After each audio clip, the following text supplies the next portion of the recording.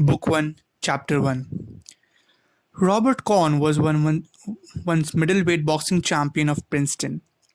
Do not think that I am very much impressed by that as a boxing title, but it meant a lot to Corn.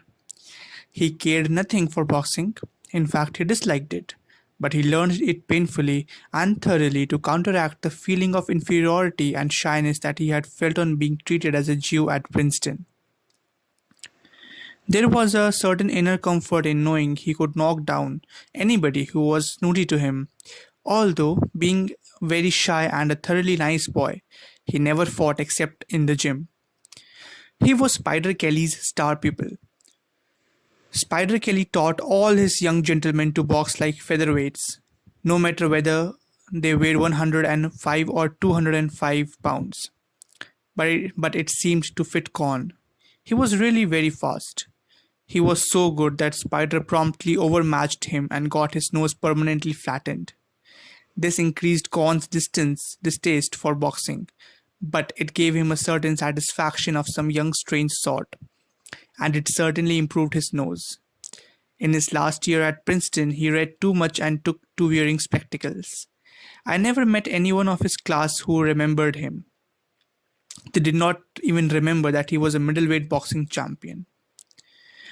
I mistrust all frank and simple people, especially when their stories hold together, and I always had a suspicion that perhaps Robert Corn had never been middleweight boxing champion, and that perhaps a horse had stepped on his face, or that maybe his mother had been frightened or seen something, or that he had, maybe, bumped into something as a young child. But I finally had with somebody verify the story from Spider Kelly. Spider Kelly not only remembered Corn, he had often wondered what had become of him. Robert Corn was a member, through his father, of one of the richest Jewish families in New York, and through his mother of one of the oldest. At the military school where he prepared for Princeton and played a very good end on the football team, no one had made him race conscious. No one had ever made him feel he was a Jew and hence any different from anybody else until he went to Princeton. He was a nice boy, a friendly boy, and a very shy, and it made him bitter. He took it out on boxing, and when he came out of Princeton with painful self-consciousness and a flattened nose, and was married by the first girl who was nice to him. He was married 5 years, had 3 children, lost most of the $50,000 his father had left him, the balance of the estate having gone to his mother, hardened into a rather unattractive mold under domestic unhappiness with a rich wife. And just when he had made up his mind to leave his wife, she left him and went off with another miniature painter. As he had been thinking for months about leaving his wife and had not done it because it would be too cruel to deprive her of himself, her departure was a very healthful shock. The divorce was arranged and Robert Corn went out to the coast. In California, he fell among literary people, and as he still had a little of the 50,000 left, in a short time he was backing a review of the arts. The review commenced publication in Carmel, California, and finished in Provincetown, Massachusetts. By that time Corn, who had been regarded purely as an angel and whose name had appeared on the editorial page merely as a member of the advisory board, had become the sole editor. It was his money, and he discovered he liked the authority of editing. He was sorry when the magazine became too expensive and he had to give it up. By that time, though, he had other things to worry about. He had been taken in hand by a lady who hoped to rise with the magazine. She was very forceful, and Corn never had a chance of not being taken in hand. Also, he was sure that he loved her. When this lady saw that the magazine was not going to rise, she became a little disgusted with Corn and decided that she might as well get what there was to get, while there was still something available. So she urged that they go to Europe, where Corn could write.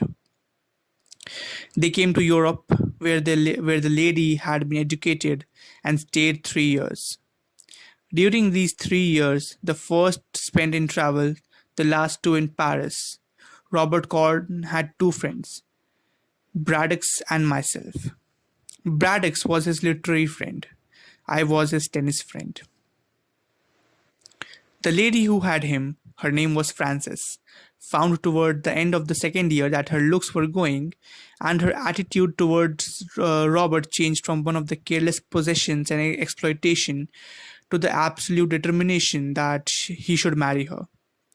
During this time, Robert's mother had settled an allowance on him, about $300 a month.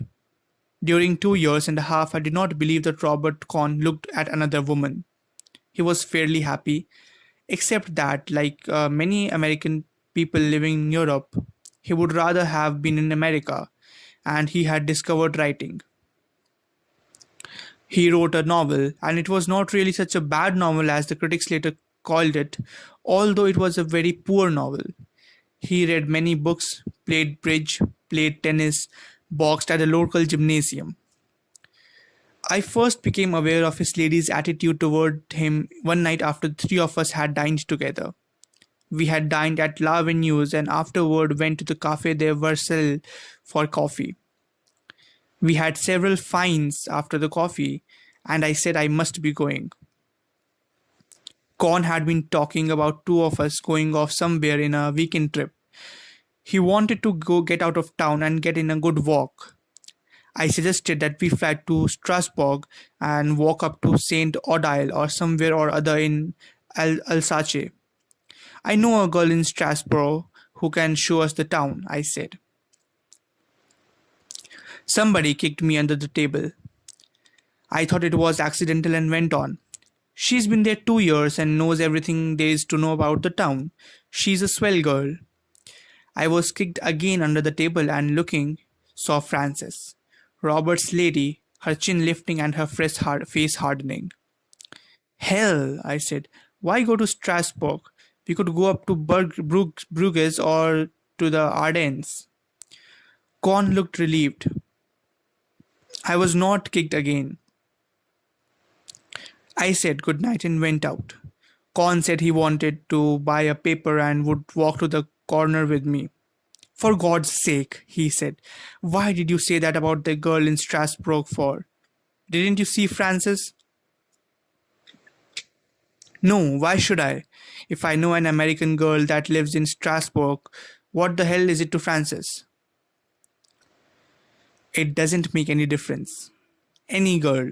I couldn't go, that would be all. Don't be silly. You don't know Frances. Any girl at all. Didn't you see the way she looked? Oh well, I said. Let's go to Senlis. Don't get sore. I'm not sore. Senlis is a good place and we can stay at the Grand Cerf and take a hike in the woods and come home. Good, that will be fine. Well, I'll see you tomorrow at the courts, I said. Good night, Jake, he said, and he started back to the cafe. You forgot to get your paper, I said. That's so. He walked with me up to the kiosk at the corner. You're not sore, are you, Jake? He turned with the paper in his hand. No, why should I be? See you at the tennis, he said. I watched him walk back to the cafe holding his paper. I rather liked him and evidently she had led him quite a life.